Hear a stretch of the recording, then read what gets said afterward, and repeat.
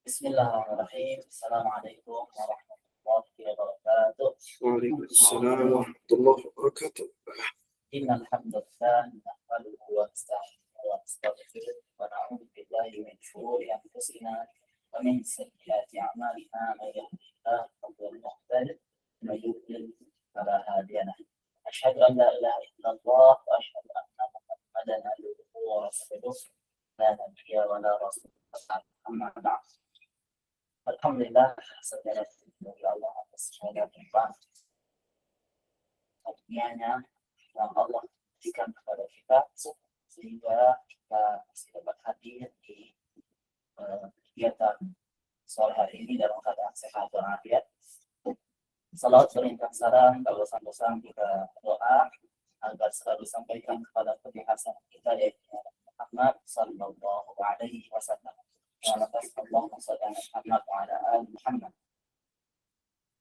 Asatidz, kawan-kawan yang berbahagia, alhamdulillah tidak terasa waktu begitu cepat berlalu. Kita sekarang sudah berada di pertengahan atau di tanggal 8 Ramadan, yang mana telah 8 hari berlalu Ramadan di depan kita.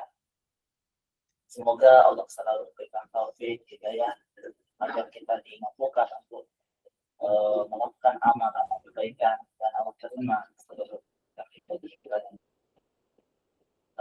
Hadirin yang berbahagia, baik yang hadir kawan-kawan di RBH ataupun yang berada di Zoom meeting atau di Zoom Meet, Allah dalam rangkaian Semarak Ramadan 1443 ini kita mengadakan kajian sore menjelang berbuka puasa. Ini berisi waktu-waktu kita menjelang berbuka ini untuk mengenalkan silaturahmi rohani yang insya Allah pada hari ini yang akan mengisi sajian yaitu Ustaz Mubarak Aman PA yang akan dia bawakan sebuah judul Al-Birru Man Ittaqa.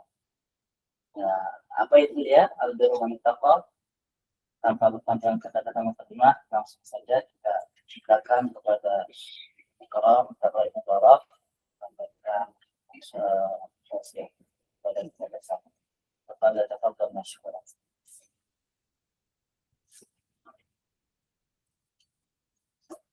Assalamualaikum warahmatullahi wabarakatuh. Alhamdulillahil malikil jabbar al-wahidil qahhar wa ashhadu an la ilaha illallah wahdahu la syarika lah rabbus samawati wal ardi wa ma bainahuma al-azizul ghaffar wa sallallahu ala nabiyyil mustafal mukhtar wa ala alihi wa sahbihi al-akhyar. Amma ba'd. Puji syukur kita kehadirat Allah Subhanahu wa taala yang dimana Allah Subhanahu wa taala telah memberikan kita banyak kenikmatan dan senantiasa memberikan kelimpahan nikmat, baik nikmat iman, Islam, kesehatan, sehingga kita masih bisa berkumpul di tempat yang mulia ini dengan sehat walafiat. Maka kita sepatutnya senantiasa untuk terus bersyukur kepada Allah Subhanahu wa taala. Para ulama mengatakan syukur itu tidak sempurna kecuali dengan 3 cara. 1, bersyukur dengan hati. 2, syukur dengan lisan. Dan syukur dengan anggota badan atau anggota tubuh. Adapun bersyukur dengan hati, kita meyakini bahwasanya kenikmatan, semua kenikmatan yang kita dapatkan itu asalnya dari Allah Subhanahu wa taala, tidak ada yang lainnya. Kemudian bersyukur dengan lisan, dengan senantiasa mengucapkan kalimat alhamdulillah. Segala puji syukur bagi Allah Subhanahu wa taala. Itu terus kita perbanyak dari kalimat alhamdulillah, karena itu juga merupakan zikir kepada Allah Subhanahu wa taala. Kemudian yang ketiga, bersyukur dengan anggota tubuh. Gimana? Dengan menggunakan kenikmatan yang telah kita dapatkan dari lahir sampai sekarang dan seterusnya dalam ketaatan kepada Allah Subhanahu wa taala, dan tidak kita gunakan kenikmatan yang telah kita dapatkan dari Allah Subhanahu wa taala bahkan untuk bermaksiat kepada Allah Subhanahu wa taala. Wal iyadu billah.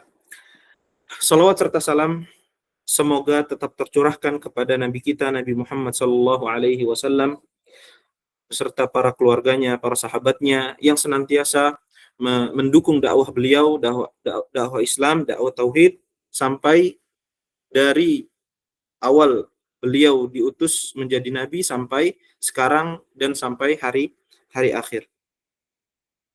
Insya Allah pada sore hari ini ya, dalam rangka Semarak Ramadan yang acara ini diselenggarakan oleh PCIM Arab Saudi, khususnya Majelis Tarjih, Tajdid dan Tabligh, mengusung tema-tema yang agak catchy atau sering kita dengar. Karena beberapa tema yang diusung adalah kalimat atau semboyan yang biasa kita temukan atau kita dengar di lingkungan Persyarikatan Muhammadiyah. Adapun yang pertama kemarin Ustadz Erwin membahas tentang Fastabiqul Khairat. Fastabiqul Khairat adalah semboyan bagi IPM kalau nggak salah, atau Ikatan Muhammadiyah, Pemuda Muhammadiyah atau Ikatan Mahasiswa Muhammadiyah. Kemudian kemarin Ustadz Zuhri membahas tentang Nun wal qalami wa ma yasturun. Itu semboyannya IPM. Kemudian besok insya Allah atau entah kapan waktunya Ustadz Az-Zahabi. Ustadz Zahabi ini dapat tema tentang Nasrum minallah wa fathun qarib wa basyiril mu'minin. Dan semua tema-tema itu diusung karena berkaitan dengan Persyarikatan Muhammadiyah. Dan sekarang kebetulan saya ditugaskan untuk membahas tema ini, yaitu albirru manittaqo. Mungkin ini yang paling agak jarang ditemui ya, karena ini terdapat pada Nasyiatul Aisyah. Nasyiatul Aisyah. Nanti kita akan bahas apa itu Nasyiatul Aisyah, kemudian sejarah singkatnya, kemudian kita makna logo. Karena Anda melihat albirru manittaqo sebenarnya materinya tidak terlalu panjang, tapi saya dikasih waktu yang panjang. Jadi kayaknya harus bicara kanan kiri biar waktunya habis. Tapi labas, kita mengenal atau recall, mengingat kembali sejarah tentang Nasyiatul Aisyah dan tidak ada ruginya. Baik, yang pertama kita akan membahas tentang iya, biar ini teman-teman juga lihat. Nanti yang akan kita bahas kurang lebih ini, apa itu Nasyiatul Aisyah, kemudian makna logonya apa, sejarah singkatnya, kemudian kita baru masuk ke pembahasan albirru manittaqo. Kemudian albirru manittaqo sebagai arah gerakan organisasi, kemudian penerapan albirru manittaqo di bulan Ramadan, karena kita sedang berada di bulan yang mulia, bulan Ramadan, dan tema acara ini adalah Semarak Ramadan, jadi kita hubungkan tema ini dengan kondisi kita pada saat ini. Kemudian langsung aja kita masuk, tidak berlama-lama, karena nggak ngeliat. Ini Nasyiatul Aisyah. Yang pertama, Nasyiatul Aisyah adalah organisasi otonom keputrian di bawah organisasi Aisyah yang bergerak di 3 bidang. Bidang keagamaan, kemasyarakatan, dan keputrian. Nanti kita akan jelaskan sejarah singkatnya gimana sampai terbentuk yang namanya Nasyiatul Aisyah. Nasyiatul Aisyah sendiri terdiri dari 2 kata, Nasyiah dan Aisyah. Dan ini dua-duanya adalah kata bahasa Arab. Kata bahasa Arab. Nasyiah itu kalau diartikan secara literal adalah yang tumbuh. Sesuatu yang tumbuh. Tapi di sini konteksnya adalah kader. Jadi kader perempuan, memang tujuannya Nasyiatul Aisyah ini didirikan untuk membangun kader-kader perempuan atau keputrian yang tangguh, berintegritas dan bertakwa kepada Allah Subhanahu wa taala. Kemudian Aisyah asal katanya dari Aisyah, istri Nabi sallallahu alaihi wasallam, Ummul Mukminin, ibunda kita Aisyah radhiyallahu anha. Aisyah, kenapa dibaca Aisyah? Karena ada ya nisbah. Agar penisbatan putri-putri Islam di lingkungan Muhammadiyah mencontoh perilaku ibunda kaum muslimin Aisyah radhiyallahu anha. Aisyah radhiyallahu anha ada salah satu hadis dari Nabi SAW yang hadis ini cukup untuk menggambarkan keutamaan ibunda kita Aisyah radhiyallahu anha. Nabi SAW berkata, "Fadlu Aisyata ala sa'irin nisa ka fadli tharidi ala sa'irit ta'am." Keutamaan ibunda Aisyah atas perempuan atau wanita-wanita yang lain sebagaimana fadlu tharid. Tharid itu jenis makanan yang terdiri dari roti dan daging. Jadi semua jenis makanan yang terdiri dari roti dan daging dinamakan tharid. Ala sa'ir ta'am, seperti keunggulan jenis makanan tharid itu atas makanan-makanan yang lain. Maka kita lihat di zaman sekarang, burger, sandwich, kebab, itu masih semua orang suka. Nggak ada yang nggak suka antara perpaduan roti dan makanya Nabi SAW mengatakan fadlu Aisyata ala sa'ir ala nisa'i ka fadli tharidi ala sa'ir at-ta'am. Itu pengenalan tentang Nasyiatul Asyiyah. Kemudian ini adalah logonya. Kemudian kita ke logonya. Kalau kita bedah, di sini ada padi ya, padi, bulir padi. Ini bulir padi ya. Ini logo-logo zaman dulu ini, kayak logo-logo zaman 2000-an, 1900-an.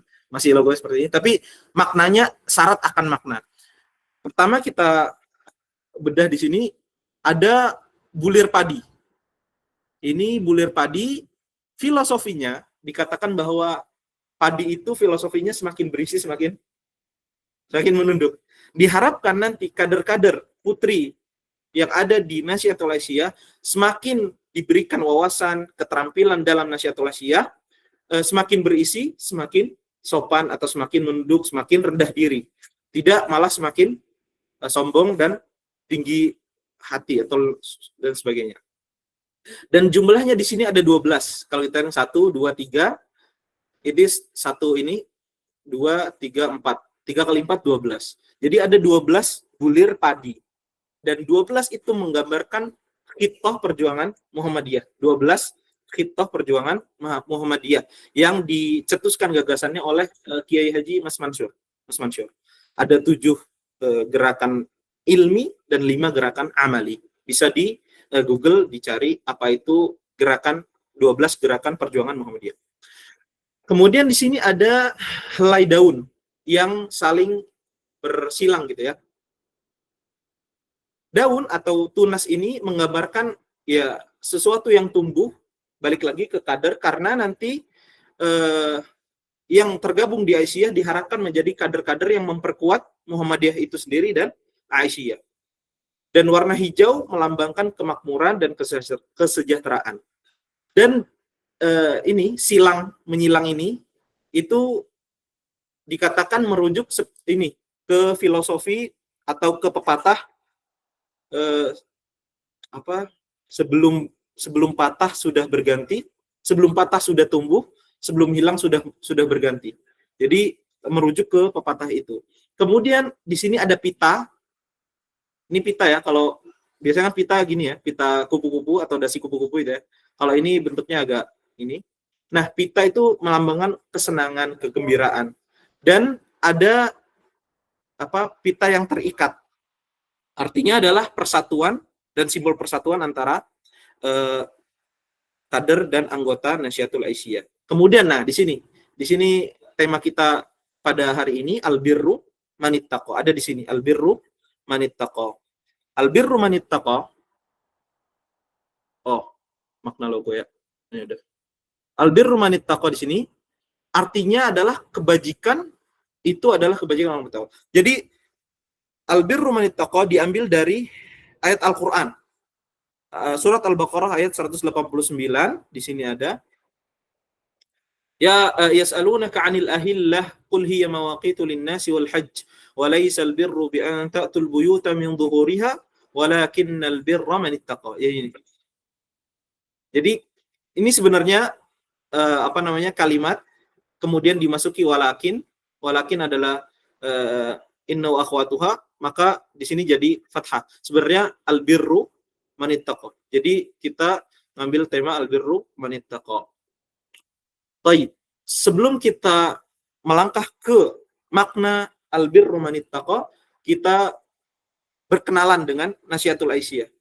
Sejarah singkatnya, ketika Kiai Haji Ahmad Dahlan mendirikan Muhammadiyah dan mulai membangun atau memperbanyak di sektor kependidikan, membangun sekolah dan lain sebagainya, maka ada tokoh bernama Sumodirjo. Beliau adalah kepala sekolah di Standard School Muhammadiyah di Bilangan, Yogyakarta. Saya agak lupa nama kotanya. Surotanan atau seperti itu namanya. Tapi di Yogyakarta. Standard School Muhammadiyah. Beliau mempunyai visi bahwasanya Muhammadiyah itu harus kuat. Kalau jika mau kuat setelah nantinya harus dikuatkan dari dasarnya. Maka di antara dasar itu adalah murid-murid yang sekolah di sekolahan beliau. Beliau melihat harus ada wadah yang memberikan ilmu, keterampilan, atau kita bilangnya ekstrakurikuler di luar jam sekolah. Maka didirikan waktu itu namanya Siswa Praja. Siswa Praja di tahun 1919. Dan Siswa Praja ini dibantu oleh murid Kiai Haji Ahmad Dahlan namanya Raden Hajid. Pada waktu itu Raden Hajid. Nah, Siswa Praja ini pada awalnya terdiri dari siswa perempuan dan siswa laki-laki, siswa dan siswi. Kemudian diisilah di situ kegiatan positif seperti pendidikan, keterampilan, jasmani, rohani dan lain sebagainya. Dan spiritual, dan tentunya spiritual. Kemudian setelah berjalan 5 bulan, Siswa Praja ini mengalami banyak peminatnya. Banyak siswa yang ingin bergabung ke Siswa Praja ini. Akhirnya Pak Sumo atau Sumodirjo ini berpendapat, oke, kita pisah, laki-laki sendiri, perempuan sendiri. Sehingga yang laki-laki namanya Siswa Praja Pria. Jadi laki-laki. Dan yang perempuan Siswa Praja Wanita atau SPW. Jadi SPP dengan SPW. Nah, kita tidak usah membahas yang SPP, kita membahas yang SPW. Karena ini cikal bakal Nasyiatul Aisyah. SPW nanti kegiatannya berpusat di rumah kediaman Haji Irsyad. Yang sekarang itu Musola Aisyah Kauman di Yogyakarta. Di sana kegiatannya antara lain pengajian, pelatihan pidato, khutbah, jamaah subuh, dan membangunkan warga sekitar situ, sekitar Kauman dengan kentongan. Kemudian setelah berjalan waktu, makin banyak kegiatan positif yang diisi di maksudnya di Siswa Praja Wanita, maka kemudian Aisyah mengambil atau menarik atau memasukkan Siswa Praja Wanita itu ke dalam majelis, salah satu majelis di Aisyah. Namanya Bahagian Aisyah Urusan Nasyiah. Bagian Aisyah Urusan Nasyiah. Dan kemudian di tahun 1924 mendirikan BA atau Bustanul Atfal. Jadi progresnya masif sekali dan isinya sangat positif sekali. Dan itu sejajar atau sejalan dengan visi Muhammadiyah itu yang mencerdaskan bangsa dan menguatkan di sektor pendidikan. Kemudian di Kongres Muhammadiyah ke-20 di Yogyakarta tahun 1931, Siswa Praja Wanita diubah menjadi Nasyiatul Aisyah. Kenapa? Karena ketika saat itu Muhammadiyah sudah tersebar luas di luar Pulau Jawa. Bahkan tercatat sekitar 400 cabang di luar Pulau Jawa. Maka Kongres Muhammadiyah di tahun 1931 mengatakan semua gerakan yang ada di dalam Muhammadiyah harus berbahasa Arab atau berbahasa Indonesia.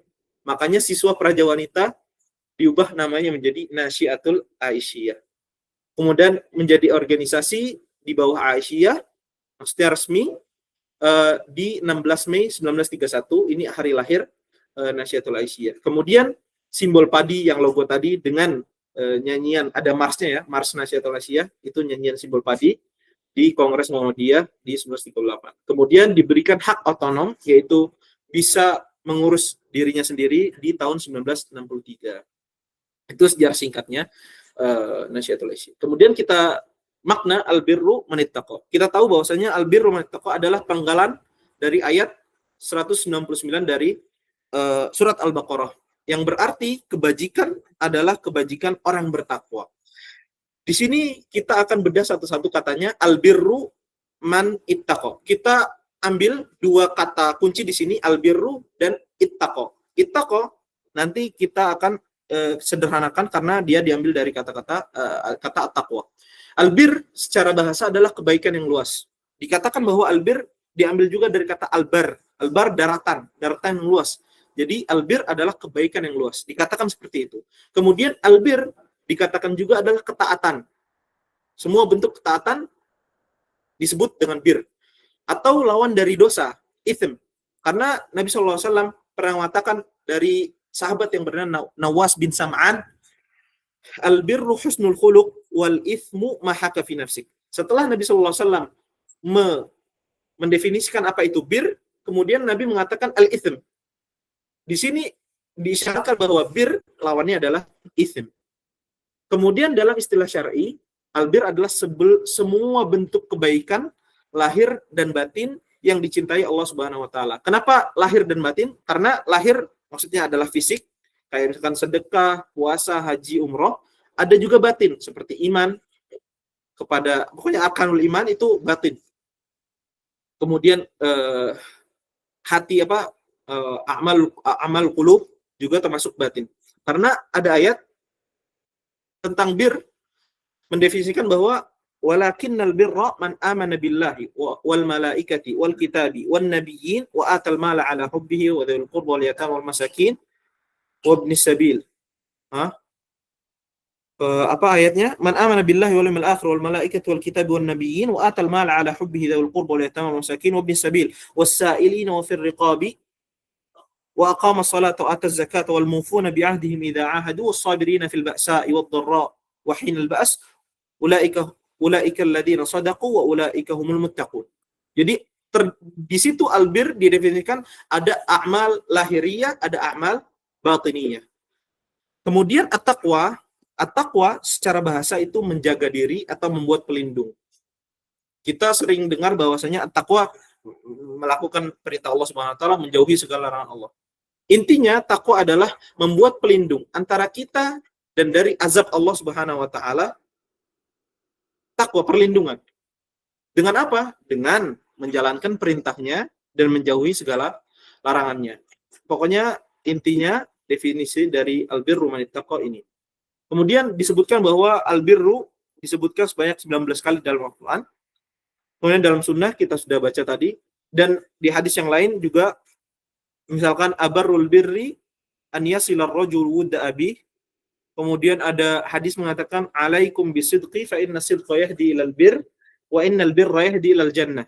Albir yahdi ilal jannah. Langsung. Kemudian albirru sebelum kita masuk ke sebagai arah gerakan organisasi, albirru manittaqo harus kita definisikan secara kalimat, karena kita sudah mendefinisikan secara kata per kata, maka kita apa maksudnya albirru manittaqo? Kalau kita baca di terjemahan ayat, kebajikan atau kebaikan adalah kebaikan orang yang bertakwa. Apa maksudnya? Jadi katanya albirru manittaqo di dalam bahasa Arab ini susunan katanya agak unik. Albirru manittaqo. Bukankah harusnya al-muttaqi man yaf'alul bir? Al-muttaqi man yaf'alul bir? Bukankah harusnya seperti itu? Dibanding kita mengatakan kebaikan adalah orang bertakwa. Kebaikan adalah orang bertakwa. Bukankah lebih masuk akal kalau kita mengatakan orang bertakwa itu adalah yang melaksanakan bir atau melakukan bir? Ternyata di situ ada rahasia atau sir di balik itu. Katanya di dalam bahasa Arab ada yang namanya uslubul qasr, yaitu dengan mengakhirkan yang haknya dikedepankan dan mengedepankan yang haknya ditakhirkan. Seperti di ayat Al-Fatihah, ada yang tahu apa yang diakhirkan didahulukan? Sebenarnya haknya didahulukan tapi diakhirkan. Yang haknya diakhirkan didahulukan. Apa? Ayat mana? Iya karena udah nasta'in. Sebenarnya na'budu iyyaka wa nasta'inu iyyaka. Kami menyembah kepadamu dan kami meminta pertolongan kepadamu. Tapi dibalik susunannya. Iyyaka na'budu wa iyyaka nasta'in. Ini artinya adalah uslubul qasr. Qasr itu artinya hanya. Artinya adalah hanya. Jadi hanya kepada Engkaulah ya Allah kami menyembah dan hanya kepada Engkaulah kami meminta pertolongan. Di sini juga seperti ini di albirru manittaqa. Jadi dibanding kita menyebutkan orang yang bertakwa adalah yang melaksanakan kebaikan atau albir, tapi kita memaknai ini adalah tidak ada kebaikan yang hakiki kecuali pada diri orang-orang yang bertakwa. Jadi kebaikan yang hakiki hanya pada orang-orang yang bertakwa. Ini maknanya agak dalam. Kemudian dikatakan bahwa ini adalah majas. Majasnya personifikasi. Albir itu kata benda. Albir kata benda. Man itu orang. Manittaqo itu ada subjek, personnya. Kok kata benda adalah orang? Ini maksudnya apa? Ternyata ini adalah majas personifikasi. Jadi artinya adalah bukan orang-orang yang bertakwa itu yang melakukan kebaikan, tapi orang-orang yang bertakwa itulah adalah wujud personifikasi dari kebaikan itu sendiri. Wujud dari kebaikan personifikasi itu sendiri. Jadi kalau kita dalami maknanya, maka kita akan menemukan keajaiban-keajaiban dalam Al-Quran. Dan ini adalah mukjizat. Ini adalah mukjizat. Kemudian albirru manittaqa sebagai arah gerakan. Ketika kita sudah mengetahui makna albirru manittaqa, yang intinya adalah kebaikan adalah kebaikan orang yang bertakwa. Jadi intinya adalah ketakwaan. Oh, sebelum itu di ayat ini, di ayat walakinnal birra manittaqa ada asbabun nuzul, ada sebab nuzulnya ayat ini. Apa? Ketika di zaman jahiliyah ada kaum bernama Ahmas. Ahmas ketika mereka berihram pada bulan haji, mereka memasuki rumah mereka dari belakang. Makanya ayat ini menyebutkan walaisal birru bi an ta'tul buyuta min dhuhuriha. Allah Subhanahu wa taala mengatakan bukanlah kebaikan seseorang itu memasuki rumahnya dari belakang. Karena mereka beranggapan yang kaum jahiliyah itu, yang Ahmas itu, bahwasanya ketika kita berihram, sebuah bir atau kebaikan kita masuk rumah dari belakang. Tapi Allah Subhanahu wa taala membantah itu di ayat ini. Walaisal birru bi an ta'tul buyuta min dhuhuriha, walakinnal birra man ittaqa. Akan tapi kebaikan adalah ketakwaan. Intinya adalah ketakwaan. Wa'tul buyuta min abwabiha. Maka masukilah rumah-rumahmu dari depan. Wattaqullaha la'allakum tuflihun. Jadi arti atau pelajaran yang bisa kita ambil, beragama itu asasnya adalah ketakwaan. Intinya adalah ketakwaan, bukan simbolis. Jadi itu kan simbolis kan, adat, memasuki rumah dari belakang. Apa maksudnya? Nggak ada, itu cuma simbolis, adat yang mereka anggap bahwa itu adalah kebaikan. Tapi di dalam agama enggak. Kita enggak mementingkan simbolis, kita enggak mementingkan adat. Misalkan di bulan Ramadan, kita sebagai simbolis memasuki Ramadan, posting, marhaban ya Ramadan. Ini simbolis nih, ini simbolis. Tapi yang penting enggak itu, bukan postingan kita, bukan ucapan kita marhaban ya Ramadan, Ramadan Karim, bukan. Tapi gimana puasa kita di dalam bulan Ramadan? Apa yang kita lakukan di bulan Ramadan? Jadi bukan perayaannya, bukan simbolismenya, bukan adatnya, tapi ketakwaannya. Jamil. Kemudian, ini. Setelah kita mengetahui itu, maka kalau kita terapkan di wadah organisasi, maka ini bisa menjadi arah gerakan. Makanya albirru manittaqa ditulis sebagai semboyan di logo Nasyatul Aisyah. Bahwasanya albirru manittaqa bukan hanya pilihan kalimat indah. Kalimat sedikit tapi maknanya luas. Tapi penegasan visi gerakan perempuan Islam yang berbasis ketakwaan. Tadi karena tujuannya Nasyatul Aisyah untuk membentuk kader-kader putri yang berintegritas, tangguh dan memiliki wawasan luas dan bertakwa. Kemudian menegaskan fondasi spiritual, bahwasanya semua aktivitas organisasi yang kita lakukan, baik ini di Nasihat Al-Islam secara khusus atau di Muhammadiyah secara umum, itu harus berlandaskan ketakwaan. Apabila misalkan program kerja atau aktivitas yang kita laksanakan di persyarikatan itu sepertinya tidak berlandaskan takwa, maka itu perlu ditinjau lagi apakah sudah ada ruh albir di situ, ruh birnya sudah ada atau belum di situ. Maka kita ini bisa menjadi patokan arah gerakan organisasi. Kemudian tidak terjebak dengan formalitas seremonial dan publikasi gerakan. Seperti tadi, marhaban ya Ramadan, kemudian selamat Hari Raya Idul Fitri. Tapi yang terpenting, apa setelah itu? Refleksinya, kita sudah melakukan apa saja pas puasa selama sebulan penuh. Selamat Tahun Baru Islam.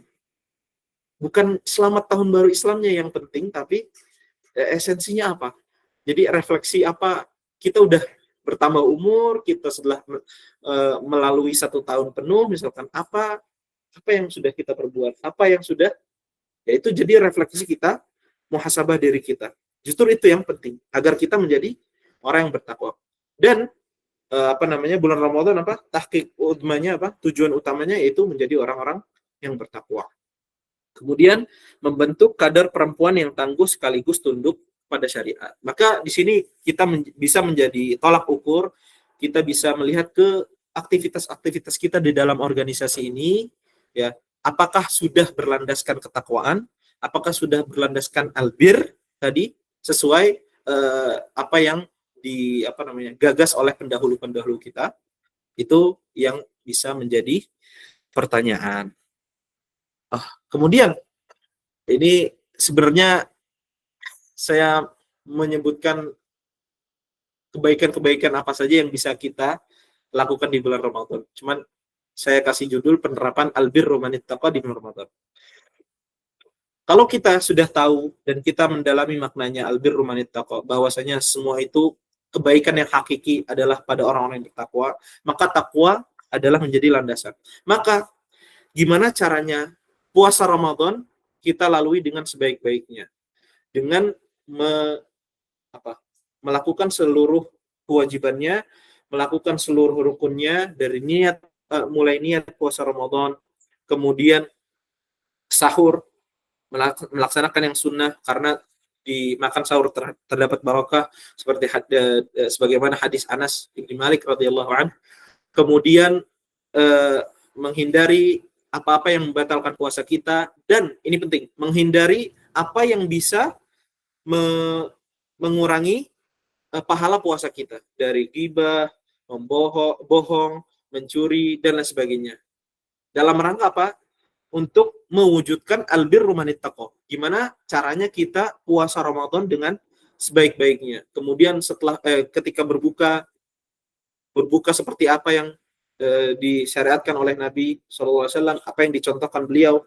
Kemudian setelah berbuka puasa, apa yang bisa kita lakukan? Tadarus atau kita sholat malam dan lain sebagainya. Melaksanakan qiyam bersama imam sampai selesai. Nabi SAW mengatakan siapa yang ikut qiyam bersama imam sampai selesai, maka baginya pahala qiyam selama semalam suntuk. Kemudian mengisi Lailatul Qadar dengan beribadah. Nabi SAW menyuruh kita untuk mencari Lailatul Qadar, malam Qadar, yang dimana Lailatul Qadar kita tahu lebih baik daripada 1000 bulan. Maka bagaimana kita mencari Lailatul Qadar tersebut dan mengisi Lailatul Qadar tersebut dengan albir atau kebaikan yang sangat banyak. Dengan beribadah, memperbanyak doa, istighfar, kemudian membaca Al-Quran, dan lain sebagainya. Kemudian memperbanyak istighfar. Karena Allah Subhanahu Wa Ta'ala membebaskan orang-orang atau hamba-hambanya dari api neraka di setiap malam Ramadan. Kemudian memperbanyak doa, karena setiap orang yang berpuasa mempunyai waktu yang mustajab untuk berdoa di seluruh harinya. Maka kita dianjurkan untuk memperbanyak doa. Kemudian melaksanakan umroh, karena keutamaannya melaksanakan umroh di bulan Ramadan seperti berhaji bersamaku, kata Nabi SAW. Kemudian bersedekah, kita bayangkan bagaimana bersedekah di luar bulan Ramadan, pahalanya itu banyak, apalagi di bulan Ramadan bersedekah. Kemudian memberi makan orang yang berpuasa, manfaat para shaiman falahu mithlu ajrihi. Barang siapa yang memberi makan orang yang berpuasa atau untuk berbuka puasa, maka baginya pahala seperti pahala orang tersebut. Tidak berkurang sama sekali darinya. La yanqusu min ajrihi syai'a. Mungkin ini materi yang bisa disampaikan, karena sebenarnya balik lagi albirru manittaqo dan lain sebagainya dari pembahasan-pembahasan tema yang diusung oleh Majelis Tarjih Tajdid dan Tabligh itu sebenarnya materinya tidak terlalu banyak, maka kita cukupkan materi pada hari ini. Mungkin ada diskusi atau pertanyaan dari yang lain bisa disampaikan.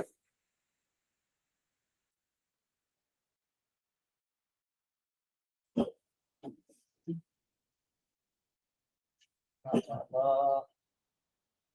Terima kasih ucapkan jazakumullah khairan kepada Ustaz Barak atas penyampaian yang luar biasa pada kita bersama. Albirru manittaqo. Sesi selanjutnya adalah sesi diskusi bertanya jawab bagi Ustaz yang ingin bertanya. Silahkan. Ada yang ingin bertanya? Luar. Kalau nggak ada lebih bagus. Assalamualaikum. Ada pertanyaan?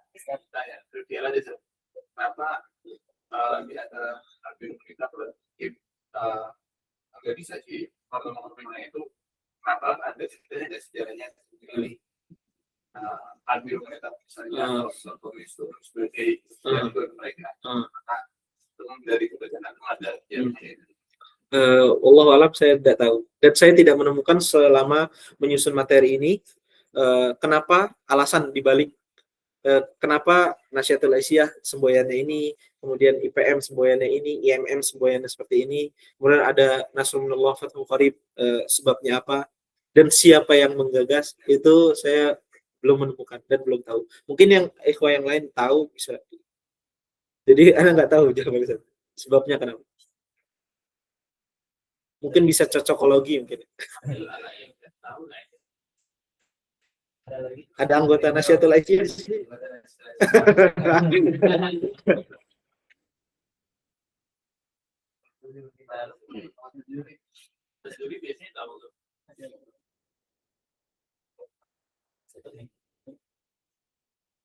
Ada yang bertanya?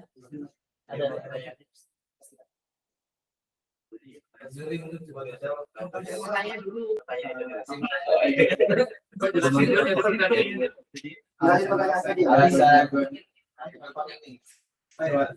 dari satu nanya ada nggak atau alasan atau sejarahnya kenapa Nasrul itu pilih jargonnya Albirru manittaqo?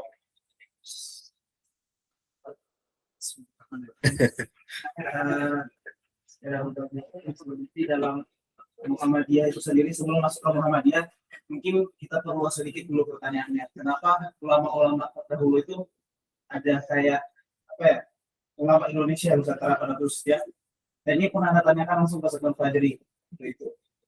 Dan kalau beliau jawabannya ini karena ulama kita ada secara umum memiliki ciri khas masing-masing. Misalnya ini Allah muwaffiq ila aqwamit thoriq, ya kan? So dari Ustaz Aziz Misol, dari Bibi bisa menjawab itu. Kemudian kalau kayak yang ini Muhammadiyah memiliki kayak Nasrul minallah Fathul Qarib, itu ada alasannya tersendiri. Kemudian kayak kemarin kita bahas juga dari ada Ustaz Erwin bahas kemarin itu kayak Tasbihul Khairat, karena memang pada saat itu untuk yang mahasiswa lebih cocoknya di situ. Kalau kita lihat sejarah ya misalnya pada saat itu kan HMI tidak bisa mengumpulkan semuanya ideologi, dan pada saat itu IMM ingin hadir untuk eh, apa ya, sebagai wajah baru yang dimana mempertahankan identitasnya sendiri, karena HMI pada saat itu tidak bisa mempertahankan identitasnya. Kita tahu pada zaman itu kan tahun 1964 bulan Maret tanggal 14 kalau ada nggak salah ingat.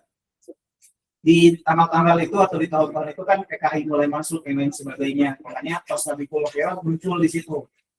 Kemudian IPM muncul sebagai Al-Qalam karena memang awalnya untuk orang belajar itu kan pada usia-usia masih kecil.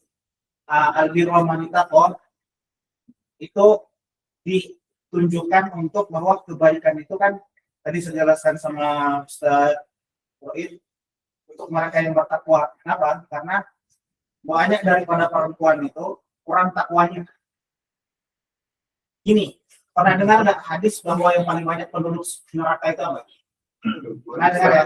Ya. Nah, makanya Maisyatul Aisyah dia sendiri berpisah. Maksudnya kalian kan gabung tuh laki-laki perempuan. Ketika Aisyah gabung, ketika Maisyatul Aisyah dipisah, itu menunjukkan bahwa ayo jadi perempuan yang bertakwa. Dalam artian, misalnya gini, perempuan zaman sekarang ya, kalau saya ngisi kajian perempuan, biasanya mereka bertanya, kok perempuan nggak kayak laki-laki, nggak bisa beramal, nggak bisa yang lainnya gitu kan. Itu bilang bahwa namanya pintu kebaikan menuju ketakwaan di bulan puasa khususnya itu lebih lebar daripada itu, lebih luas. Kayak gini, misalkan menyiapkan makanan untuk suami mereka, menyiapkan generasi mereka dan lain sebagainya, walaupun mereka ada hal-hal yang tidak bisa melakukan amalan yang lebih misalnya gitu. Makanya takwa itu dimunculkan untuk mereka yang perempuan. Kayak misalnya gini, salah. Lanjut. Sampai di situ dulu. Ya, makanya itu kurang lebih. Jadi ketakwaan. Atau yang kayak gini juga.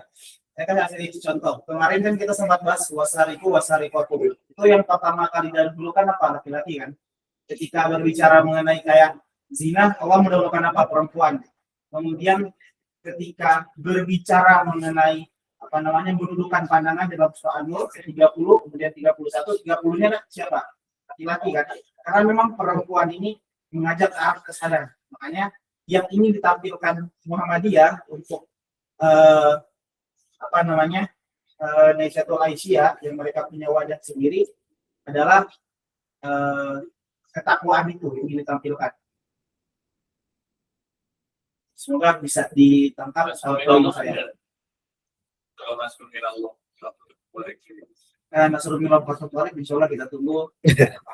oh belum.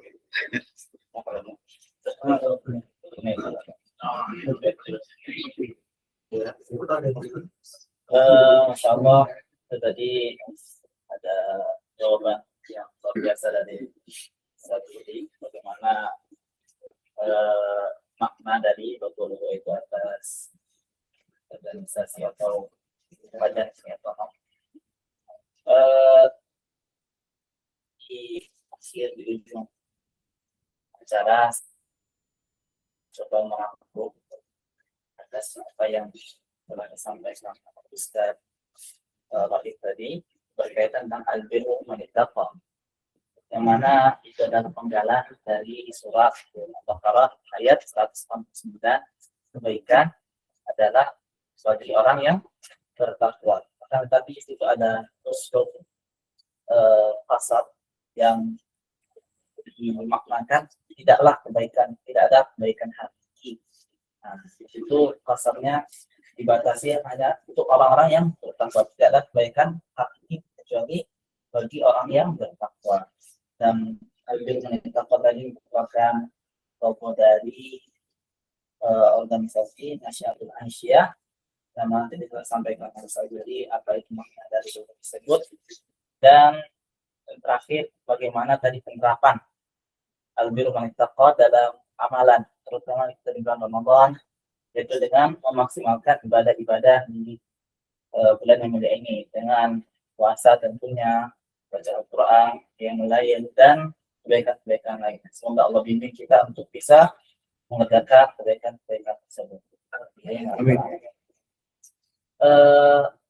Karena kita sudah di penghujung berbuka puasa. Saya sebagai moderator maaf atas segala kesilapan.